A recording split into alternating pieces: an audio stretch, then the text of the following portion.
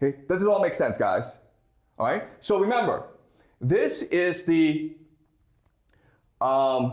metaphorical understanding of how the world works.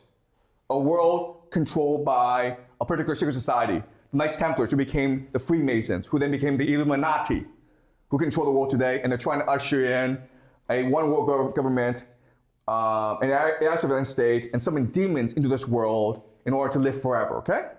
So this is a grand conspiracy. But again, it doesn't explain why we have no evidence, why the elite don't think they're part of this, and why this is anti-historical, okay? But once we transform this into a literal explanation, and this is a literal explanation, this explains everything, okay? The elite don't think this is conspiracy because they're too busy fighting each other. They're not looking at the grand scheme of things. Whereas the people who are not involved in this game can look at the movement history and can come to an intuitive understanding of how this thing moves. And it's moving towards more control, more order, and more power. Okay? And this helps us explain why the system persists even though the elites will rise and they will fall. Because these elites are already in competition with each other, so what's happening is that certain elites are replacing other elites, but they all have the same agenda, which is more power, more order, more control. Okay, does it make sense, guys? Okay, and that's why we actually read the texts of these secret societies, of these thinkers. They look as though they are building on top of each other, even though they probably have not read each other, okay? People who seek power are very much alike. They're different from you and me in that they're probably psychopaths, okay? All they care about is power, and so powerful people come together in order to create more power for themselves. Okay, does it make sense, guys? Okay, so now what we're gonna do is we're gonna go over the evidence, okay? So what I wanna first do is discuss this man. His name is Albert Pike. And he was born in the year 1809, 1891. And why he's important is that he's considered the grand architect of American Freemasonry. Why American Freemasonry is important is that it's the people who control the American government. 1/3 of all American presidents were Freemasons. Okay, and these people today control the American military, the national security apparatus, the CIA, the FBI. All right, they're not called the Freemasons, but they go back to the Freemasons. So they share the similar ideas of the Freemasons. So Albert Pike was one of the major leaders of the American Freemasons, and he's considered the grand architect, meaning that he built the system and the ideas that underpin modern day American Freemasonry today. His most important work is called Morals and Dogma. And it's basically the standard textbook of American Freemasonry, okay?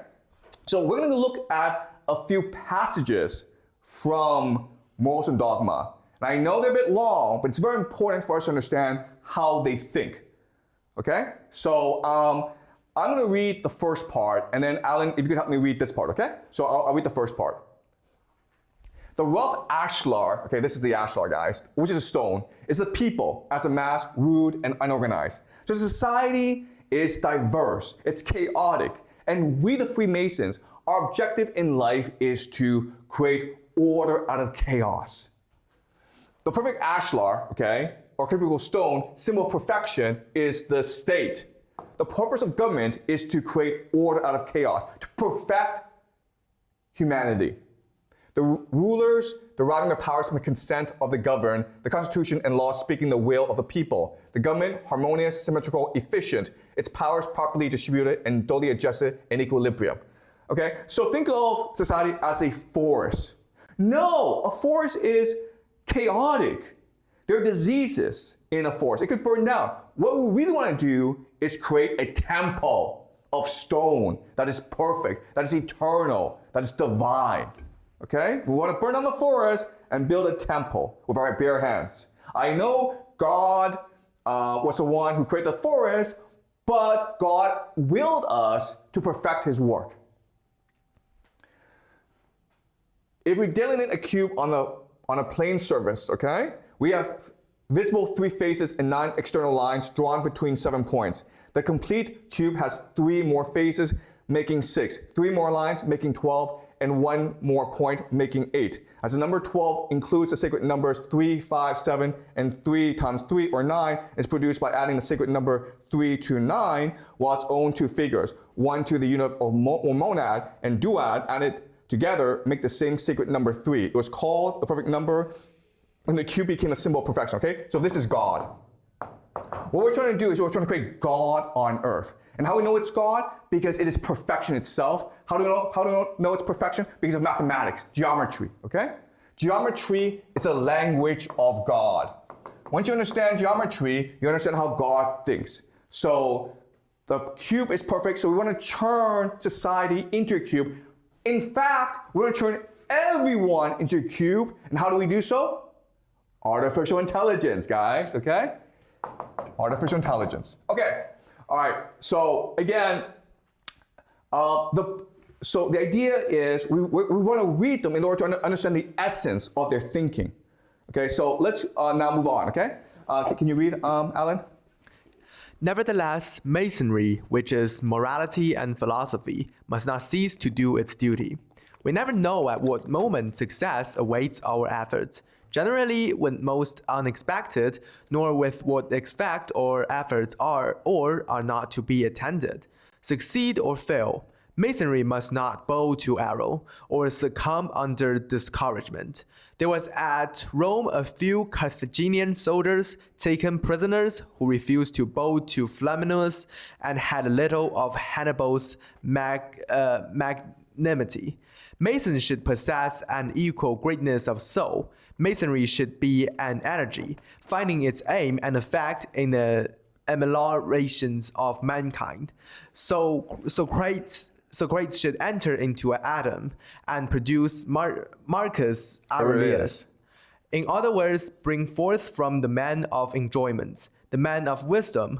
Masonry should not be a mere watchtower, built upon mystery from which to gaze at ease upon the world, with no other result than to be a convenience for the curious, to hold the full cup of thought to the thirsty lips of men, to give all the true ideas of deity, to harmonize conscience and science, are the province of philosophy. Morality is faith in full bloom.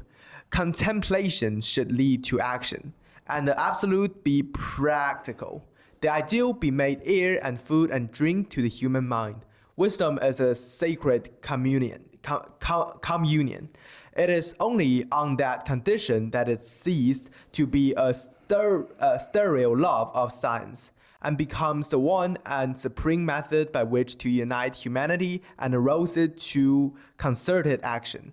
Then philosophy becomes religion. Okay, so Freemasonry is the ultimate religion. Why? Because it encompasses all previous religions, including Egyptian Hermetism, okay? Including the Greek mystery cults of Pythagoras, including the Kabbalah. Okay, so it has scoured the entire history and found the best ideas of humanity and put them together to create Freemasonry. And the ultimate goal is for each of us to become a stone, stoic, unrelenting, perfect faith. And then if we put all of humanity together and we're all stones, then we can create the perfect temple of God. Okay, we can create God on earth. So imagine a pyramid, and we're all stone in the pyramid. And we all have responsibility to become that stone through faith, through practice, through reflection, okay? So Socrates should enter into Adam and produce Marcus Aurelius. So the height of humanity is reflection and reason, where we surrender our emotions to geometry. Okay? All right, let's keep on going. All right, so does it all make sense so far? All right, let's keep on going. All right, can you read, Alan? Man owned it to himself to be free. He owned it to his country to seek to give her freedom or maintain her in that possession. It made tyranny and usurpations the enemies of the human race. It created a general outlawry of despots and despotisms, temporary and spiritual.